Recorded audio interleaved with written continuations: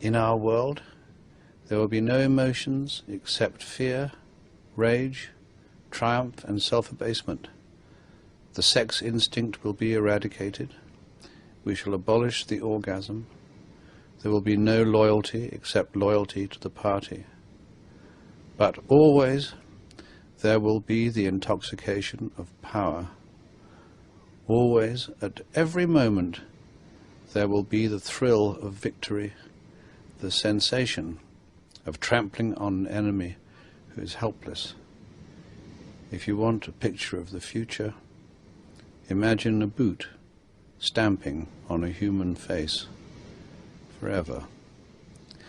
The moral to be drawn from this dangerous nightmare situation is a simple one. Don't let it happen. It depends on you.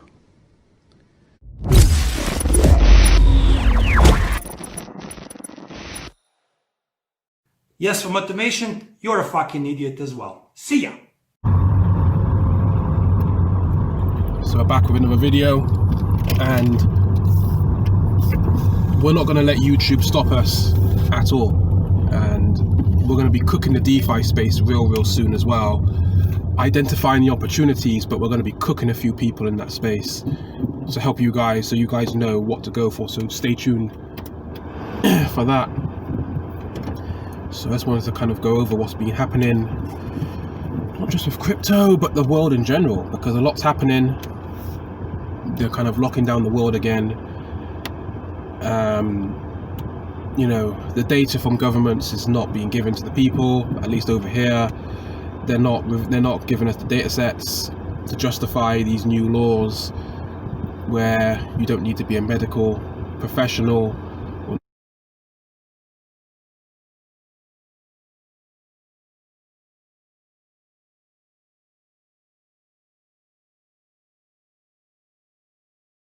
Administer potential vaccines in the future. We've got one of our major health ministers over here who owns over £500,000 worth of shares in a company that's developing a vaccine. So it's in his interest to push vaccine usage.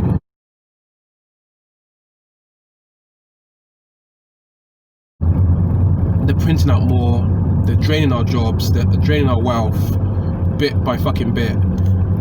People are slowly starting to wake up, but it's too late. Socialist George Orwell's book is worth a read. 1984. If you haven't read it, recommend reading it. It will give you some hindsight into what's really happening here and what we can expect. Now again, I'm just going to clarify this. I'm not a socialist, I'm not a capitalist, I'm not a communist or anything like that. I believe in wealth, self-defense, freedom of speech, you know, freedom to own your own property, things like that. You know, I don't like feminists, I don't like central banks, and I can't ignore what I'm actually seeing at the moment. It seems like the world is shifting straight into a new system. We've covered this in previous videos. Cryptocurrencies. Bitcoin's 60-second day of being above $10,000. So there's a lot of bullish fundamentals with Bitcoin. Bitcoin is stronger than ever in my opinion. That pullback from 12k, perfect. And the big money is jumping into cryptocurrencies, into digital assets. It's being looked at as a safe haven, even though there's a lot of talk of cryptocurrencies being of cryptocurrencies correlating with the stock market. You gotta understand, a financial crash will create a knee-jerk reaction with all assets, even gold and silver, right? But it's the draining of wealth. It's the currency devaluation. This is where Bitcoin, this is what people are not really looking into. Bitcoin is a hedge against currency devaluation and a currency crisis. All the major government-backed currencies, fiat currencies, are backed by nothing, backed by paper, backed by what they think it should be valued at. okay, and basically blind faith in a system that's broken. This is where cryptocurrencies, and especially like Bitcoin, really come into play. This is where Bitcoin is truly at its strongest. Sure, Bitcoin can be looked at as a store of value, cash system, whatever you want to call it, but it's weak currency devaluation, which always happens with government-backed currencies, government-controlled currencies, because currencies are backed by nothing. This is what people got to look at with Bitcoin. This is why Bitcoin is so strong. This is why Bitcoin has been in a permanent, long-term bull market for over a decade. Zoom out. Okay? Same with gold, since it got depegged from the dollar.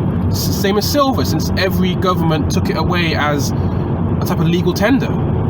Guys, all these bailouts, this furlough, these fascist, hybrid, socialist wage stimuluses that they're giving people, this universal income bullshit.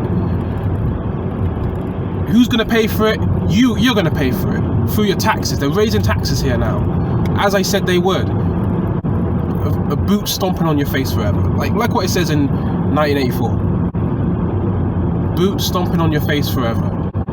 And you, your grandchildren, your great-grandchildren, your children's children, you're going to be paying for this. You're going to be paying for this. And you're going to be dealing with the inflation. And you're going to be dealing with rising costs of living. And you're going to be dealing with a centralized power structure. We're going into like a very hybrid crony capitalist system, a sort of corporate socialist system. I